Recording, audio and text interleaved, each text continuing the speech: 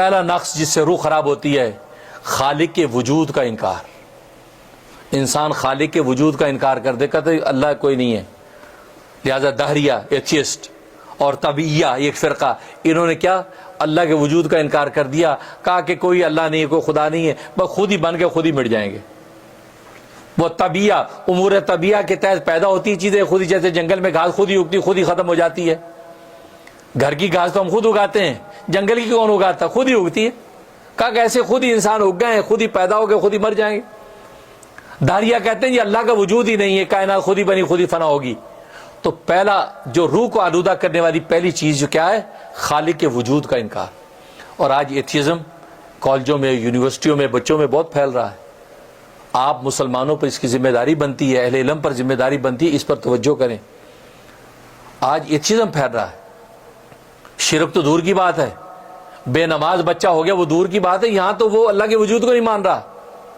لکھا حضرت حکیم الامت تھانوی رحمۃ اللہ علیہ کے پاس ان کا ایک مرید آیا، کہا کہ حضرت میرا بیٹا نماز نہیں پڑھتا، پڑھا اس کی تاکید کرتا ہوں، مارتا بھی ہوں، پیار سے بھی سمجھاتا ہوں، لیکن وہ نماز نہیں پڑھتا. آپ برائے مہربانی جو آپ ذرا اس کو نصیحت کریں، سمجھائیں. میں نے بلایا، حضرت کہتے کہ میں نے اس کے باپ سے کہا کہ تم ذرا باہر جاؤ، میں ذرا اس سے بات کرتا ہوں. میں نے بات کی، میں نے کہا بیٹا تو نماز کیوں نہیں پڑھتا؟ نماز پڑھا کر. کہ کس کی نماز پڑھوں؟ میں نے کہا اللہ کی نماز پڑھو. بھائی یہ کیا سوال کیا تم نے؟ کون اللہ؟ کہتے کیا مطلب؟ کہا کہ میں اللہ کو مانتا ہی نہیں، میں مانتا ہی نہیں اس بات کو کہ اللہ ہے. تو جب میں مانتا ہی نہیں کہ اللہ کا وجود ہے، اللہ ہے، تو میں نماز کس کی پڑھوں؟ حضرت کہتا کہ میں نے سر پیٹ لیا. میں نے باپ کو بلایا، بھائی مرض کچھ اور ہے، دوا کچھ اور دے رہا ہے. تو کہہ رہا نماز پڑھ، وہ تو اللہ کو ہی نہیں مانتا. مرض کی پہلے تشخیص کرو، پھر اس کا علاج کرو.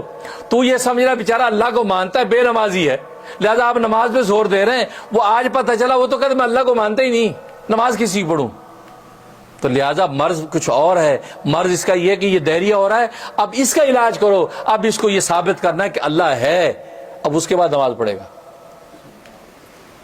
دیکھو ایتھیزم. اسی طرح آج بہت سے بچے نماز نہیں پڑھتے. والدین ہمیں کہتے ہیں، ایک کو میں نے ویشیا سے بلایا بچے کو، آؤ، تو کہنے لگا نہیں، کہتے یہ ابا کہتا نماز پڑھو نماز پڑھو. کہ کیوں پڑھو نماز؟ کس کی؟ وائے؟ اس لیے کہ میں تو اللہ کو مانتا ہی نہیں، اللہ ہے یہ مانتا ہی نہیں میں. لو اب پتہ چلا کہ یار مرض تو کچھ اور ہے، وہ تو ایتھیزم اس کو تو لگ گیا، یہ تو ایتھیسٹ ہو رہا ہے. اور پھر ایک لا ادریہ، پہلے زمانے میں ایک لا ادریہ فرقہ ہوتا تھا. لا ادریہ کا مطلب یہ ہے وہ یہ کہتے ہیں کہ ہمیں کچھ پتہ نہیں کیا ہے. ہاں وہ کنفیوز ہر چیز میں. ہاں اللہ ہے، کیا پتہ ہے یا کبھی یار نہیں پتہ، یار اللہ نے بنایا، پتہ نہیں بنایا کہ نہیں بنایا. وہ یہ لا ادریہ ہے، یہ کسی چیز کو نہیں جانتے. ایتھیسٹ تو ایک بات کہہ رہے ہیں کہ اللہ نہیں ہے، یہ کہتے پتہ نہیں ہے کہ پتہ نہیں ہے، بس یہ کنفیوز. یہ ایک نیا فرقہ شروع ہوا ہے. اس کے لیے چونکہ عقلی دلائل چاہیے. اور یاد رکھو نبی کریم صلی اللہ علیہ وسلم نے اور قرآن نے اس کے بارے میں کچھ نہیں بتایا. کیوں؟ اس لیے کہ نبی پاک صلی اللہ علیہ وسلم کے زمانے میں دہریے نہیں تھے. نبی پاک کا مقابلہ کس سے تھا؟ مشرکین سے تھا. اور مشرکین اللہ کے وجود کو مانتے تھے، اللہ کے وجود کو مانتے تھے، لہذا اس کے ساتھ شریک کرتے تھے، شرک کرتے تھے. لہذا قرآن اور نبی کے فرمان اسی پر رہے، شرک چھوڑ دو، شرک چھوڑ دو، توحید اختیار کرو، شرک چھوڑ دو. اسے نبی کی کوئی حدیث آپ پہ اللہ کے وجود پر نہیں ملے گی. قرآن کریم کی مباحث اس وجود پہ نہیں ملیں گے. کیوں کہ یہ وجود پر نہیں ملیں گے؟ کیونکہ قرآن کریم کا مقابلہ مشرکین کے ساتھ ہے.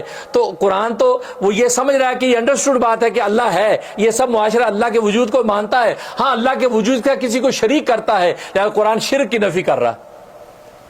اب اس مضمون کو آپ نے اپنے عقل، فہم، فلسفے سے توڑنا ہے، فلسفے سے توڑنا ہے. اگر نبی نے یا قرآن میں اگر اس چیز کا وجود ہوتا تو بات ہی صاف ہو جاتی. اسے حضرت تھانوی رحمۃ اللہ فرماتے ہیں کہ یہ اب آپ کو اپنے عقل و فلسفے سے اس مضمون کو توڑنا ہے جو آج یہ لوگوں میں پیدا ہو رہا ہے. اس کے لیے ایک کتاب ہے، مولانا عبد الحکیم سکھروی رحمۃ اللہ علیہ، بڑے ہمارے بزرگوں میں سے گزرے ہیں. اس کے 2 والیوم ہیں، چھوٹے سے رسالے ہیں، میں نے پڑھی ہوئی ہے وہ.